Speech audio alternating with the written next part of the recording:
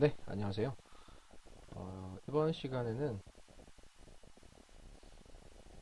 자료를 정리하는 방법에 대해서 한번 같이 살펴보도록 하겠습니다. 자료를 정리하기 위해서는 먼저 데이터를 이제 오픈을 해야 되겠죠. 자, 데이터를 한번 열어보도록 하겠습니다. 자, 지난 시간에 여러분들 보셔서 알겠지만 SPSS를 구동을 하게 되면 이런 칸이 뜨게 됩니다. 자, 그러면 자료를 한번 열어보도록 하겠습니다.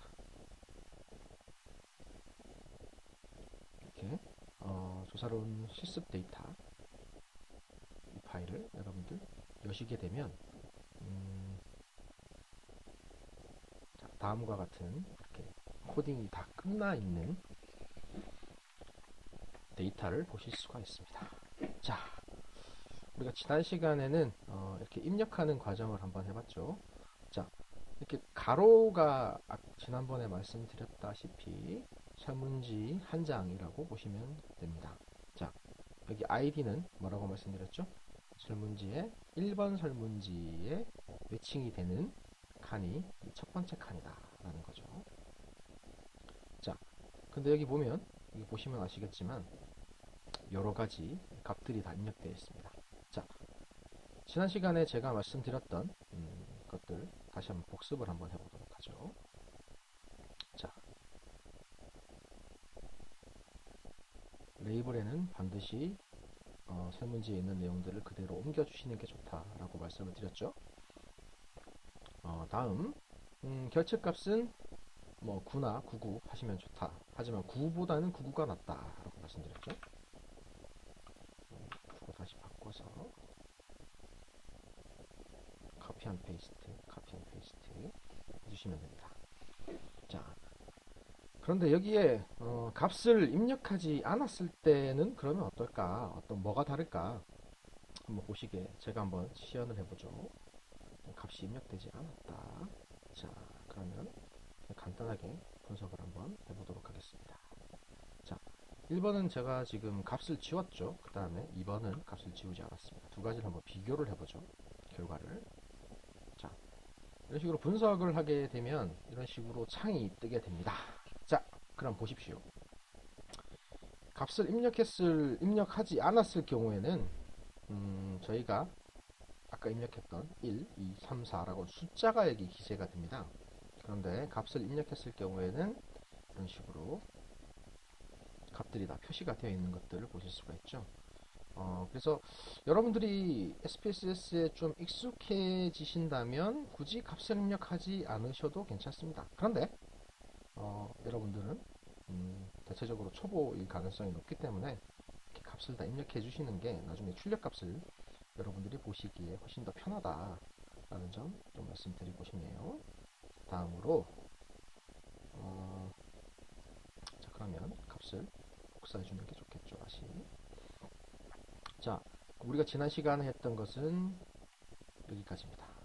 여기까지인데 그럼 이번 시간에 해볼 것은 뭐냐? 데이터를 입력된 데이터를 클린하는 과정을 한번 거쳐보도록 하겠습니다. 자, 당연한 얘기겠습니다만 설문지가 예를 들어 이 데이터 같은 경우에는 총 250케이스입니다. 아이디가 이렇게 쭉 달려있죠. 네, 총 250개의 아이디가 달려있습니다. 자, 그렇다라고 한다면 자, 여기에 나와 있는 것들을 한번 분석을 해보도록 하겠습니다. 자, 이제 지금 이 설문문항 같은 경우에는 한 10문항 정도 됩니다. 설문지 하나에. 한 10문항 정도라면 한 부당 입력하는데 걸리는 시간이 한 대략 좀 숙련된다고 한다면 대략 한 1, 2분 정도 내외에 해결을 할 수가 있습니다. 총 250부죠. 그렇다고 한다면 한 250분 정도 코딩이 소요된다. 라고 보시면 좋겠죠. 자, 그러면 이 데이터를 구체적으로 어떻게 클린하는지 한번 과정을 살펴보도록 하겠습니다. 자, 데이터를 클린한다라고 하는 의미는요, 데이터의 입력이 제대로 되었는지를 확인하는 과정이다 라고 보시면 좋겠습니다. 지금 여러분들이 보고 계시는 이 샘플에서는 250 케이스라서 케이스가 그렇게 많은 편은 아닙니다. 그래서 이런 식으로 이렇게 보입니다. 이게 잘못 입력된 경우에는 이런 값들이 다 보이기 때문에 문항 그 케이스 수가 작은 경우에는 클린하는 과정이 그렇게 어렵지 않습니다. 근데 대용량의 데이터를 다루는 경우들이 있습니다. 대량의 사례를 다루고 있는 그런 경우에는 이걸 일일이 찾기가 어렵습니다. 일단 쉽게 찾아내는 방법을 좀 더 간단하게 한번 말씀을 드리면요. 음, SPSS 이런 기능이 있습니다. 오름 차순과 내림 차순. 자, 오름 차순은 낮은 순서대로 정리가 되죠. 1이라고 하니까. 그 다음에 내림 차순으로 정리를 하게 되면 극값 위주로 정리가 됩니다. 그럼 이렇게 33이 맨 위에 올라와 있는 게 보이죠? 이렇게 걸러내는 방법이 있습니다. 그리고 또 여러분들이 아이디에 여러분들이 아이디를 반드시 입력해줘야 된다라고 말씀을 드렸는데 그 이유가 뭐냐 하면 데이터가 이렇게 순서대로 정리가 되어 있는 것이 여러분들이 나중에 설문지를 찾아보기가 쉽기 때문에 아이디를 또 달아주는 것도 중요합니다. 이런 식으로 제가 이런 식으로 소팅을 하게 되는 경우에는 보십시오. 흐트러지죠? 이럴 때는 다시 오름차순으로 정리를 해주시면 정리가 됩니다. 자, 그러면 본격적으로 클린 작업을 해보도록 하죠. 자, 분석이라는 메뉴를 클릭하시고 기술 통계 빈도 분석 한번 클릭해 보겠습니다. 자, 그러면 이렇게 빈도라고 하는 창이 활성화가 됩니다. 자, 그러면 어떻게 하느냐? 제가 입력했던 데이터 모두를 이렇게 이쪽으로 옮깁니다. 이것도 여러분들이 잘 아시면 좋은 게 1번에서 일일이 다 이렇게 클릭을 하시는 방법도 있어요. 귀찮죠? 전 이런 거 되게 싫어합니다.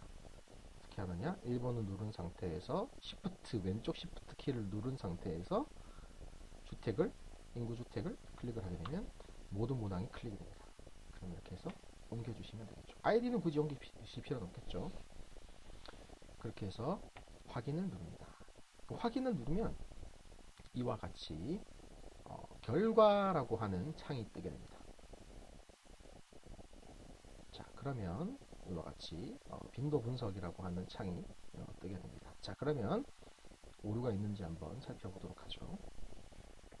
자, 1번부터 쭉 내려가면서 한번 쭉 살펴보는 겁니다. 자, 여기에 33이라는 숫자가 적혀 있죠. 자, 이런 경우는 어떤 경우일까요? 코딩을 하다 보면 키보드의 문제가 가끔씩 발생을 하게 됩니다. 키보드가 좀 느린 경우들이 있죠. 아니면 컴퓨터가 느리거나 그렇게 됐을 경우에는 이런 오류들이 자주 일어나게 됩니다.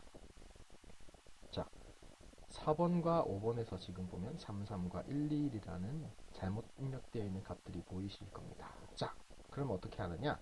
자, 자존감의 4번과 자존감의 5번에서 문제가 있었죠.